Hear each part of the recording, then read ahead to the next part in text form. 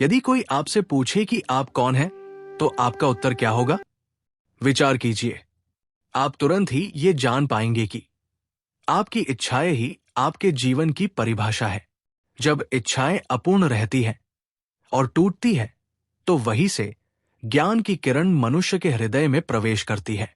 कुछ पाने से आती सफलता या कुछ न पाने से आती विफलता ही हमारा परिचय होती है। इच्छाओं और आशाओं में रचेब से हमारे समाज में अधिकतर लोग इन्हें नहीं मार पाते। उनकी इच्छाएं उन्हें मृग की तरह दौड़ाती रहती है, परंतु यही इच्छाएं जब टूटती है, तब कई बार वहीं से ज्ञान की किरण मनुष्य के भीतर प्रवेश करती है। अपनी इच्छाओं की पूर्ति के लिए हम क्या क्या नहीं करते। यदि इच्छाओं के विषय में सोचने लगे तो तय है कि उनका कोई अंत नहीं। जब एक पूरी होती है तो दूसरी पैदा हो जाती है। इस तरह से उन्हें पूरा करते करते जीवन बीत जाता है। अपनी भावनाओं को पल भर के लिए रोक कर सोचिए कि जन्म से लेकर अब तक आपने जीवन में क्या किया है। केवल और केवल अपनी इच्छाओं की पूर्ति, इन्हीं को पूरा करने में समय बीता जा रहा है और ये इच्छाएं भी समय के अनुसार बदलती जा रही है।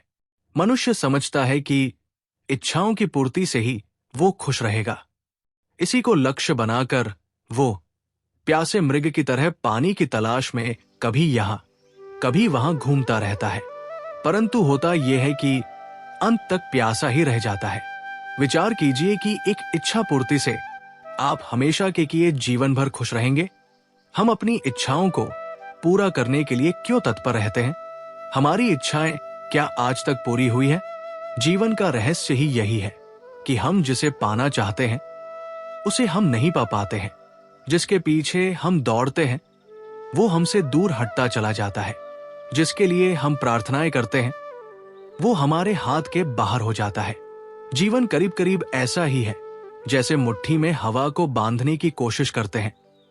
जितनी जोर से मुट्ठी कसते हैं उतनी ही हवा मुट्ठी के बाहर हो जाती है। खुली मुट्ठी में हवा होती है, बंद मुट्ठी में हवा नहीं होती।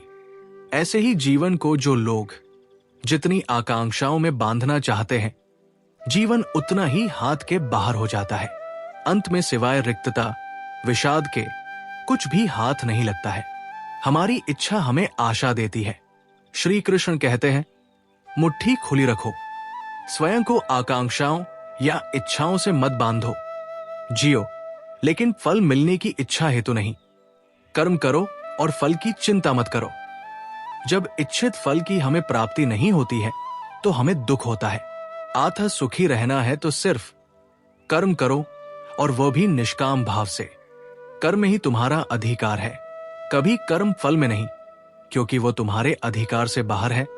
तुम कर्म फल की आशा से कर्म में प्रवृत्त हो जाओ, फिर कर्म त्याग में भी तुम्हारी प्रवृत्ति ना हो, अर्थात अपना कर्तव्य कर्म करते चलो। फिर सवाल उठता है कि बिन आशा फिर जीवन क्यों? कृष्ण कहते हैं, जीना अपने में ही आनंद है, इच्छा खुद में ही दुख है। हमारी आवश्यकताएं तो कभी पूर्ण भी हो सकती है, मगर इच्छाएं नहीं।